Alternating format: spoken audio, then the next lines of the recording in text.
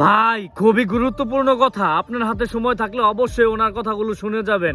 আগে ওনার কথাগুলো শুনেন। আগস্টের 4 তারিখে আমি কেন্দ্র বরাবর একটা অভিযোগ দিয়েছিলাম। এখন পর্যন্ত কেন্দ্র থেকে কোনো সুরাহা করেনি, কোনো কিছুই করেনি। দ্যাটস ওয়াই আমার মনে হয়েছে এখানে থেকে নিজের আত্মসম্মান, নিজের সামাজিক পরিস্থিতি সবকিছু বিসর্জন দেওয়ার এখানে কোনো মানে হয় না। জুলাই অভ্যুত্থানের একজন যোদ্ধা হয়ে ও এনসিপির দায়িত্ব পালনকালে আমি সর্বদা চেষ্টা করেছি নীতি, সততা এবং জনগণের কল্যাণকে অগ্রাধিকার দিয়ে কাজ করতে। আমার বিশ্বাস রাজনীতি হলো জন আস্থা অর্জনের সংগ্রাম এবং মানুষের মৌলিক অধিকার, মর্যাদা ও নিরাপত্তা নিশ্চিত করার অঙ্গীকার।